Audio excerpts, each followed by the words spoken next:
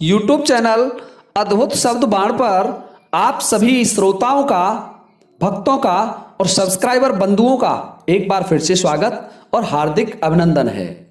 श्रोताओं, आज के वीडियो में मैं आपको बताऊंगा कि गुरु गोरखनाथ का जन्म कैसे हुआ था। क्या किसी स्त्री के गर्भ से या कहीं अन्यत्र? तो आइए भक्तों, इस वीडियो को जानते हैं। और इसके लिए जो हमें कमेंट प्राप्त हुआ है वह है भाई सरबजीत चैतन्य जी। सरबजीत चैतन्य जी ने अपना एड्रेस तो लिखा नहीं है और वो लिखते हैं, कैसे हुआ था गुरु गोरखनाथ जी का जन्म, गुरुजी बताने की कृपा करें। और उन्होंने दूसरा कमेंट भी नीचे लिखा है, अद्भुत शब्दवान, ये चैनल का नाम है अपने का, गुरुजी आपने अभी तक बताया नहीं।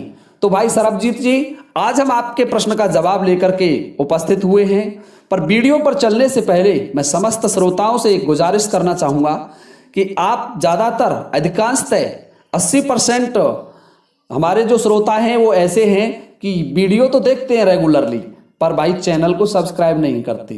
तो हे कृपया समस्त श्रोताओं से मेरा निवेदन है कि चैनल को सब्सक्राइब कर लें और सब्सक्राइब बटन के पास में ही एक छोटा सा बेल आइकन होता है, उसे भी प्रेस कर लें। तो आइए भक्तों, सीधे चलते हैं अपने वीडियोस पर। पौराणिक मान्यताओं के अनुसार गुरु गोरखनाथ का जन्म किसी स्त्री के गर्भ से नहीं हुआ था।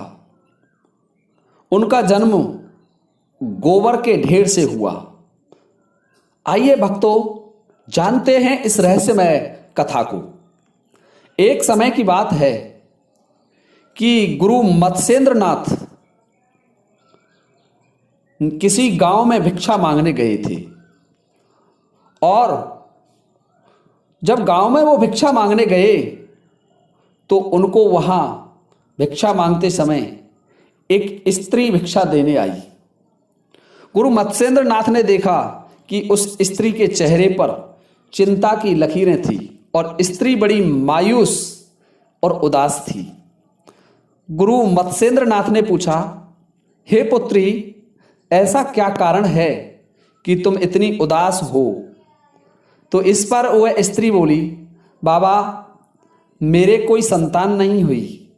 मैं संतान के दुख से बड़ी दुखी हूं और दिन रात संतान के चिंता के कारण मैं उदास रहती हूं। तो बाबा मत्स्येंद्रनाथ बोले, हे पुत्री, तुम्हारी उदासी को हटा दीजिए। मैं तुमसे प्रसन्न हूं पुत्री, और मैं तुम्हें ये भभूति देता हूं। उन्होंने कुछ भभूति पढ़ करके, अवमंत्रित करके, क्योंकि गुरु मत्स्येंद्रनाथ भी मृत संजीवनी विद्या जानते थे, गुरु मत्स्येंद्रनाथ ने भगवान शंकर के मंत्र से अवमंत्रित करके उस भभूति को उस स्त्री को प्रदान कर दिया और बोले, पुत्री, नहा धो करके तुम इस भभूति को खा लेना, और इस भभूति के खाने से तुम्हें एक बड़ा ही तेजस्वी, पराक्रमी और महान योगी पुत्र पैदा होगा। हे भक्तों, उस भभूति को दे करके गुरु मत्स्येंद्रनाथ तो चले जाते हैं और वह स्त्री उस भभूति को लेकर के प्रसन्नता पूर्वक अपने घर आ जाती है। परंतु उसी समय उसकी एक पड़ोसिन आ जाती है और पड़ोसिन आकर के पूछती है कि आज तेरी खुशी का क्या कारण है? तो इस पर वह स्त्री कहती है कि आज मुझे एक संत महात्मा मिले थे और उन्होंने मुझे एक भभूति प्रदान की है कि पुत्री, इसे नहा धो के खा लेना, तुम्हारे इससे पुत्र पैदा होगा और पुत्र भी बड़ा धर्मात्मा और साधु स्वभाव का होगा। ये बात सुनकर के पड़ोसिन कहती है कि तू नहीं जानती, ये साधु महात्मा बड़े ही ढोंगी और चांडाल होते हैं, ना जाने तुझे क्या बला लग जाए, हो सकता है कोई अनहोनी समस्या तेरे सिर पर आ जाए, इसलिए तू इस भभूति को मत खा। हे भक्तों, उस पड़ोसिन की बात सुनकर के वो बेचारी स्त्री डर जाती है और उस भभूति को वह अपने गोबर के ढेर में फेंक देती है। हे भक्तों, धीरे धीरे समय निकलता जाता है और उस गोबर के ढेर में एक बालक का जन्म हो जाता है स्वतः ही, क्योंकि गुरु मत्स्येंद्र नाथ कोई छोटी मोटी हस्ती नहीं थे। महान तपस्वी, महान योगी, भूतो न भविष्यति, इस प्रकार के योगी थे। और उस गोबर के ढेर पर एक गाय प्रतिदिन आती थी और वहां अपना दूध उस गोबर के ढेर में उड़ेल देती थी, जिससे गुरु गोरखनाथ का पोषण हो रहा था। भक्तों, धीरे धीरे समय निकलता गया और जब 12 वर्ष व्यतीत हो गए तो एक दिन पुनः गुरु मत्स्येंद्र नाथ उसी गांव में पधारे, जो गांव वर्तमान में आज अमेठी में है, उत्तर प्रदेश के अमेठी जिले में है, और उस गांव का नाम जायस है। उस जायस गांव में गुरु मत्स्येंद्र नाथ पधारे और उनको याद आ गया कि मैं उस स्त्री को भभूति दे करके गया था, तो उसका पुत्र 12 वर्ष का हो गया होगा। चलो मैं उस पुत्र के दर्शन करके चलता हूं। तो आकर के गुरु मत्स्येंद्र नाथ आवाज लगाते हैं कि हे माई, तुम्हारा पुत्र इस समय 12 साल का हो गया होगा, मुझे तुम्हारे पुत्र को दिखाइए, मैं उस पुत्र को देखना चाहता हूं। इस पर वह स्त्री डर जाती है।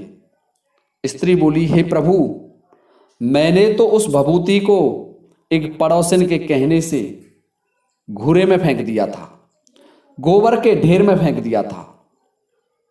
गुरु मत्स्येंद्र नाथ बोले, हे मूर्ख स्त्री, ये मेरी भभूति कभी व्यर्थ नहीं जा सकती, उससे अवश्य ही उस गोबर के ढेर में पुत्र का जन्म हुआ होगा।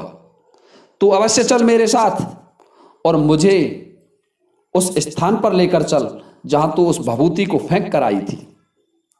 हे भक्तों, गुरु मत्स्येंद्र नाथ की वाणी सुनकर के वह स्त्री बहुत डर जाती है और अन्य गांव के लोगों के साथ उस गोबर के ढेर पर आ जाती है और कहती है, बाबा, मैंने इस गोबर के ढेर में उस भभूति को आज से 12 वर्ष पहले फेंका था और यहां उस समय बहुत गहरा गड्ढा था, ये आज तक भर चुका है। गुरु गोरखनाथ ने गौर करके देखा तो वहां एक गाय खड़ी थी और गाय के स्तनों से दूध बह रहा था। गुरु गोरखनाथ ने अपने शिष्यों को आदेश दिया कि इस स्थान को खोदिए।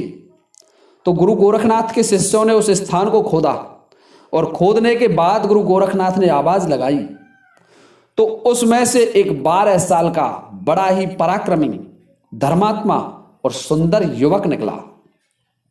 उस युवक को देख करके गुरु मत्स्येंद्र नाथ ने उसे अपने साथ ले लिया।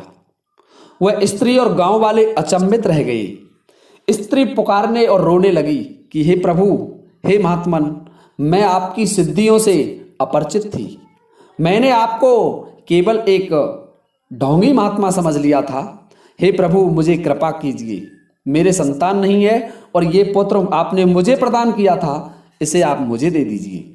इस पर गुरु गोरखनाथ कहते हैं कि अब नहीं, ये पुत्र तुम्हें नहीं मिल सकता, ये तो अब इस दुनिया का महान योगी बनेगा और आज से इसका नाम, ये गोबर के ढेर से पैदा हुआ है और गौ माता ने इसकी रक्षा की है, इसका पालन पोषण 12 वर्ष तक गौ माता ने किया है, तो इसलिए इसका नाम गोरक्ष होगा। आज से इसका नाम गोरक्ष होगा। तो इस तरीके से गुरु गोरखनाथ का जन्म हुआ और उनका नाम आगे भविष्य में चल के गुरु गोरखनाथ से प्रसिद्ध हुआ। और गुरु गोरखनाथ के बारे में कहा जाता है कि गुरु गोरखनाथ स्वयं शंकर भगवान के अंशावतार थे। हे श्रोताओं, गुरु गोरखनाथ को लेकर के गुरु मत्स्येंद्र नाथ चले जाते हैं और उसी जायस गांव के बाहर जंगल में एक कुटिया पर निवास करने लग जाते हैं और गुरु गोरखनाथ को वही विद्या सिखाने लग जाते हैं। योग विद्या गुरु गोरखनाथ को सिखाते सिखाते मत्स्येंद्र नाथ ने उसे उस विद्या में प्रवीण कर दिया। इस तरीके से गुरु गोरखनाथ का जन्म हुआ था। इसका वर्णन पौराणिक कथाओं के अलावा मलिक मोहम्मद जायसी ने भी अपने उपन्यास में किया है और कई अन्य इतिहास वेत्ताओं ने भी गुरु गोरखनाथ के जन्म का जिक्र किया है। तो हे भक्तों, इस तरीके से हुआ था गुरु गोरखनाथ का जन्म। तो भाई सरबजीत चैतन्य जी, उम्मीद करता हूं कि आपके प्रश्न का जवाब आपको मिल गया होगा। आपने पूछा था कैसे हुआ था गुरु गोरखनाथ का जन्म, और ये वीडियो अब बहुत बड़ा हो जाएगा। इसी के साथ मैं इस वीडियो को समाप्त करता हूं। जय हिंद, जय भारत।